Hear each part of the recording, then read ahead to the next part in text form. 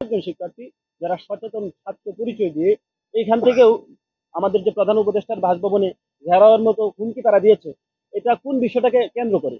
এই ইজতেমার ময়দানকে দখলে কেন্দ্র করি বা এখানে তাদের দাবি আদায়কে কেন্দ্র করি।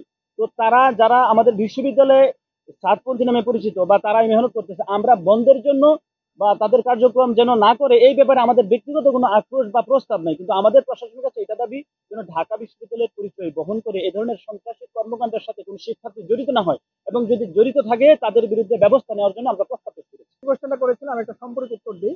সেটা হচ্ছে তবলিগের যে ইস্যুটা, এটা ন্যাশনাল কোনো ইস্যু না, এটা হচ্ছে ইন্টারন্যাশনাল একটা ইস্যু, এটা হচ্ছে একটা গ্লোবাল ইস্যু, একটা বৈশ্বিক ইস্যু। তো বৈশ্বিক ইস্যুর সমাধান কিভাবে হবে, আমরা ছাত্র হিসাবে এটা সমাধান বা সমাধানের কোনো পথ আমরা দিচ্ছি না, ইভেন আমরা প্রস্তাবনাও দিচ্ছি না। আমাদের মূল কনসার্নের বিষয় হচ্ছে টঙ্গীর মাটিতে হত্যাকাণ্ড হয়েছে সেটা। এখন প্রশ্ন যেটা করেছেন সেটা হচ্ছে ঢাকা ইউনিভার্সিটিতে তাদের কাজ বন্ধ করা বা এই ব্যাপারে আমাদের কোনো পরিকল্পনা আছে কিনা। আমরা সাধারণ ছাত্র হিসেবে সহাবস্থানে বিশ্বাসী এবং আমরা শান্তিপূর্ণ পরিবেশ বজায় রাখতে চাই।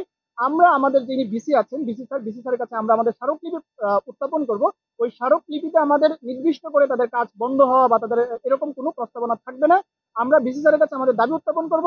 বিশ্ববিদ্যালয় প্রশাসন যে সিদ্ধান্ত নেবে সেই সিদ্ধান্তের উপরে আমরা থাকবো। আর আমাদের এটাও ইচ্ছা যে আমরা কোনো ধরনের ছাত্রের সাথে কোনো প্রকার ক্লেশে যাব না। হ্যাঁ, আপনারা হয়তো ক্লেশ দেখেছেন, বিভিন্ন মার্কাজে দেখেছেন, বাংলাদেশের বিভিন্ন জায়গায় দেখেছেন, কিন্তু এই কালচার আমরা আমাদের ক্যাম্পাসে ইনশাল্লাহ দিব না। ক্যাম্পাসে একটা শান্তিপূর্ণ অবস্থা সবসময় বজায় থাকবে। ইন্টারন্যাশনালি যাই হোক, ন্যাশনালি যাই হোক, আমরা ক্যাম্পাসে as a student, as a educated society আমরা আমাদের যে একটা ভারসাম্যপূর্ণ চিন্তা ভাবনা সেটা বজায় রাখবো ইনশাল্লাহ। যে ঠিক আছে, ধন্যবাদ সকলকে।